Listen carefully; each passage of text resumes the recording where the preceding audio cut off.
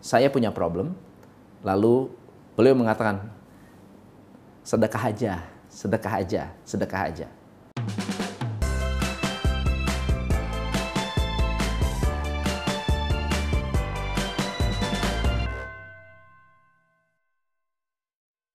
Hai, saya Tom MC Ifle, founder Top Coach Indonesia. Hari ini kita akan membahas mengenai hubungan antara bisnis dengan sedekah. By the way, ini bukan channel agama, jadi saya ingin selogik mungkin, senetral mungkin. Ilmu ini saya dapat dari mentor saya. Pada saat saya hampir berhenti, saya hampir melakukan apa yang disebut menyerah. Saya mengenal seseorang di Bogor yang hari ini sudah tidak ada, yang selalu mengingatkan saya untuk berbagi, yang selalu mengingatkan saya pentingnya sedekah. Beliau adalah salah satu pengusaha yang sukses. Beliau adalah orang yang dipercaya oleh almarhum Bung Karno, yang juga memiliki kekayaan yang cukup luar biasa. Keluarganya adalah keluarga yang kaya. Tapi ketika saya bertemu dengan beliau, beliau selalu mengingatkan tentang sedekah. Jadi waktu itu saya punya problem, lalu beliau mengatakan, sedekah aja, sedekah aja, sedekah aja. Tahun 93 saya bekerja di airport. Lalu kemudian pernah suatu hari ini malam-malam. Jadi dari Bogor saya mau naik bus pergi ke Cengkareng, tidak ada bus. Nggak ada bus. Oke? Intinya kalau saya bisa nyampe Jakarta aja, sampai Jakarta pasti bisa banyak banyak transport untuk pergi ke Cengkareng, ke airport. Jam 9 posisinya, lalu kemudian saya ada di terminal bus Bogor. Bus kosong, yang ke Kampung Rambutan pun nggak ada. Entah kenapa. Lalu kemudian saya telepon mentor saya ini. Saya bilang, aduh, saya panggilnya Mas. Mas, saya lagi ada di Jakarta, saya lagi ada di terminal Bogor. Ada teman atau ada siapa nggak yang bisa bantu saya mau pergi ke Jakarta? Dia bilang, waduh, kalau jam segini udah nggak bisa. Dia bilang, udah nggak ada. Karena beliau punya supir udah pulang. Lalu kemudian saya tanya, waduh gimana ya? Dia tanya gini, kamu punya uang berapa? Di kantong, di dompet ada duit berapa? Saya ada 200.000. Dia bilang, sedekahin aja. Saya bilang, nggak ada hubungan amat sih. Saya mau pergi ke airport, saya mau berangkat ke airport, nggak ada bus. Waktu itu Damri nggak begitu populer. Saya nggak ada bus dan suruh sedekahin. Ah, udah nurut aja. Saya sedekahin. Ini true story, tapi nggak 100%. Saya sedekahin 100.000. Waktu itu 100.000 besar sekali. Jadi dia bilang gini, udah lu cari orang buta, cari anak terlantar, carilah, pecah-pecah tuh duitnya, sedekahin aja. Saya bilang ini bener-bener nggak masuk akal. Lalu kemudian saya ikutin lah, iseng-iseng. Namanya anak muda, waktu itu masih muda banget. Saya ikutin. Terus saya duduk di terminal, saya diem.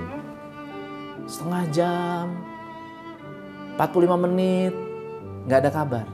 Jam 10, ada anak kecil datang ke saya. Om mau kemana om?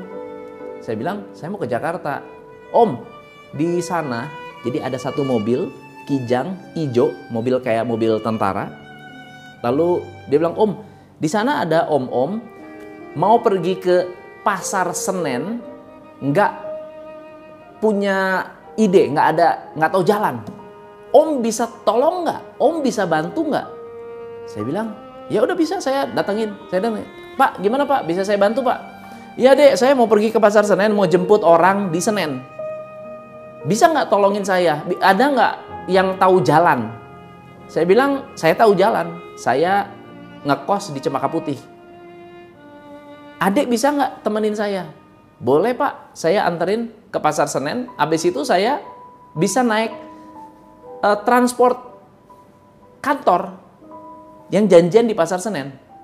Dan yang menarik adalah, itu adalah sebuah coincidence, kebetulan, yang mungkin hanya dalam waktu 45 menit sudah ada hasil. Bukan berarti kita harus sedekah lalu minta dapat hasil, tetapi apakah itu ada hubungan dengan sedekah atau tidak, saya bahas dengan si Mas ini nih. Udah tua umurnya, waktu itu umurnya udah hampir 70 tahun, tapi maunya dipanggilnya Mas. Saya bilang, Mas, kemarin gimana ya? Wah, aku luar biasa loh. Saya bilang, saya begini-begini, saya ceritain. Dia cerita begini, Tom, saya ini orang bisnis. Orang bisnis itu cuma butuh 3. Kamu mau bisnis sukses, kebutuhan kita cuma 3. Nomor 1, ketenangan. Nomor 2, dukungan. Nomor 3, keajaiban. Kamu dapat 3, bisnismu sukses. Saya bilang, masuk akal sih. Ketenangan maksudnya apa? Ketenangan pikiran, ketenangan hati, ketenangan waktu tidur. Pokoknya tenanglah. Tidur tenang, itu udah luar biasa. Ya, kita bekerja dengan tenang, luar biasa. Berpikir dengan tenang, itu luar biasa.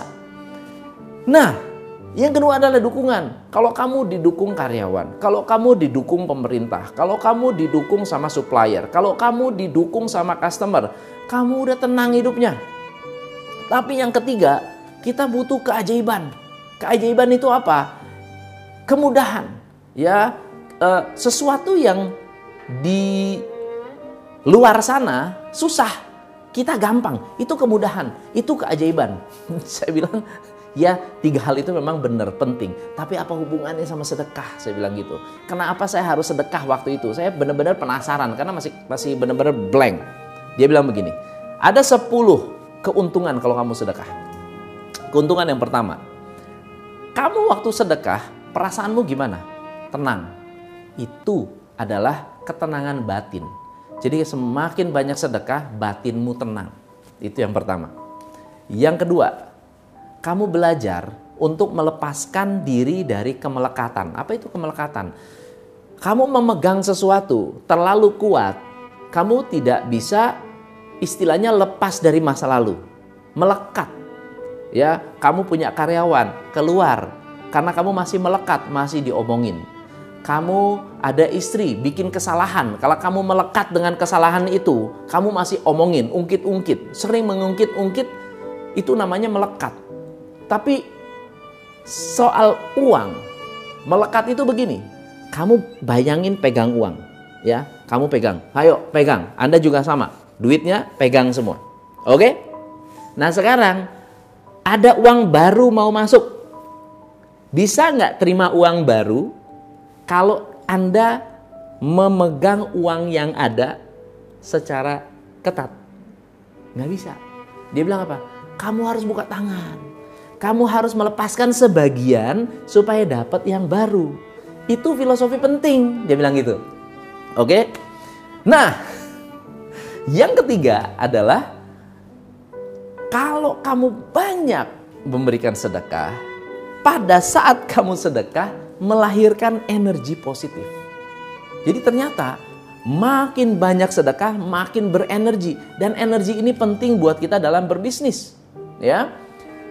Yang keempat adalah bersedekah itu melatih keyakinan. Apa maksudnya? Kamu waktu melepaskan 100.000 kamu nggak berani, melepaskan 200.000 kamu nggak berani. Gimana kamu mau berbisnis seperti saya yang harus melepaskan 1, 2, 3 miliar untuk investasi? Kamu 100.000 aja nggak berani investasi. Gimana kamu mau invest 100 miliar? Gimana mau invest 1 triliun? 100.000 pun kamu nggak berani. Dan yang pertama itu. Yang kedua, kamu sebetulnya menguji keyakinan kamu sendiri bahwa kamu keluar 100.000, kamu akan dibalikin lebih daripada itu. Itu keyakinan. Dan bisnis butuh keyakinan. Saya bilang, nggak kepikiran, masuk akal. Lalu kemudian yang kelima, kamu sedekah, kamu hidup tenang, kamu berenergi, kamu dapat imbalan lebih dari uang. Buktinya apa? Kamu akan lebih sehat. Kamu dapat keselamatan, kamu dapat ketenangan batin. Itu lebih mahal dari uang. Karena bisa jadi ketika Anda bersedekah, ya, tenangan batin kita melepaskan, membuat diri kita lebih nyaman, mau ikhlas nggak ikhlas, itu istilahnya membuang energi negatif. Nah, kalau kita buang energi negatif, kita menjadi lebih sehat. Kesehatan itu saja sudah lebih mahal dari uang. Itu sudah imbalan atas dasar sedekah. Dia mengatakan begitu. Saya bilang masuk akal. Masuk akal. Yang keenam, sedekah itu melatih keikhlasan. Jadi latihan. Saya ikhlas 100.000, besok-besok ikhlas 200.000, besok-besok ikhlas sekian. Melatih keikhlasan. Kadang-kadang kita kerja itu harus ikhlas. Kita bisnis harus ikhlas. Kita bangun karyawan harus ikhlas. Kita ngelatih karyawan harus ikhlas. Sedekah itu anggap kita melatih keikhlasan. Yang ketujuh ini adalah yang cukup berkaitan dengan bisnis. Makin banyak sedekah, kamu makin banyak dapat dukungan. Kamu bersedekah kepada karyawan, kamu didukung sama karyawan. Kamu sedekah sama orang tua, kamu dapat dukungan dari orang tua. Kamu sedekah sama fakir miskin, kamu dapat doa dari fakir miskin. Kamu sedekah sama orang miskin, sedekah dengan yatim, sedekah dengan orang yang nggak mampu, ya kamu dapat dukungan dan doa dari mereka walaupun tidak terucap. Itu semua adalah sebuah dukungan. Dalam bisnis kita butuh 3. Ketenangan, dukungan, keajaiban. Yang ke-8, kamu sedekah. Orang yang nerima sedekah itu belajar. Belajar apa? Belajar untuk nggak pelit. Kamu sedekah mengajarkan orang untuk tidak pelit. Dan yang menarik, kamu lihat semua orang kaya. Orang-orang kaya di luar sana, orang kaya di dunia. Mereka adalah orang-orang yang rajin sedekah. Itu bukan kebetulan. Kenapa? Karena mereka tahu rahasia-rahasianya. Yang ke-9, dia bilang begini, sering sedekah, sering dapat kejutan. Kalau kamu mau dapat kejutan, sering-sering mengejutkan orang. Saya bilang gimana caranya? Kalau kamu parkir bayar berapa? 2.000, kasih 20.000. Yang parkir dapat kejutan, suatu hari kamu juga sering-sering dapat kejutan. Kalau kamu bisa kasih 50.000, kasih 50.000. Nggak ada salahnya memberikan orang sebuah kejutan positif. Ya, shock very very happy. Ya, shock very very happy. Itu bagus banget. Nggak apa-apa. Ini yang ke-10 ini yang paling saya suka. Dia bilang, kalau kamu sedekah, kamu nggak pernah miskin. Kenapa? Nggak punya uang pun kamu sedekah, kamu lebih kaya daripada orang yang pelit. Kamu lebih kaya dari orang yang nggak bersedekah. Saya bilang, masuk akal. Dan semua hal ini sebetulnya adalah keajaiban. Saya mau tanya, kamu bisnis, kamu kerja, waktu itu saya di travel. Kamu di travel, menurut kamu, customer yang datang, yang dadak-dadakan datang ke tempat kamu, beli tiket, itu atas dasar apa? Promosi? Iya, tapi mungkin nggak orang promosi nggak efektif? Ya mungkin. Mungkin nggak orang promosi tetap nggak suka? Ya mungkin. Jadi orang yang datang sebetulnya adalah keajaiban. Semua konsumen yang datang adalah keajaiban. Semua tim yang mau kerja sama kita adalah keajaiban. Kita bisa buka bisnis adalah keajaiban. Karena kalau dipikir-pikir itu satu hal yang susah. Satu hal yang mustahil. Kalau nggak percaya, kalau kamu benar-benar pikir itu bukan keajaiban, kamu datang ke pinggir jalan, orang yang nggak punya pekerjaan, kamu bilang kamu mau nggak bekerja, suruh mereka datang ke tempat kita gaji, belum lama bisa resign, bisa keluar. Kenapa? Karena memang bukan jodohnya. Jadi jodoh adalah satu keajaiban. Dan saya bilang, hal-hal yang saya pelajari dari beliau, filosofi-filosofi yang saya pelajari dari beliau adalah filosofi yang menurut saya sangat powerful. Dan mungkin senang sekali kalau saya bisa berbagi dengan Anda di luar sana. Dan kalau Anda suka, Anda boleh share, like, subscribe. Jangan lupa sharing di grup-grup teman-teman Anda, grup alumni, grup mungkin grup teman-teman lama, grup sekolah, dan seterusnya. Supaya banyak orang bisa belajar dari ilmu-ilmu yang basic seperti ini. Kalau Anda suka, komen. Kalau Anda punya pengalaman dengan sedekah, please share di komen.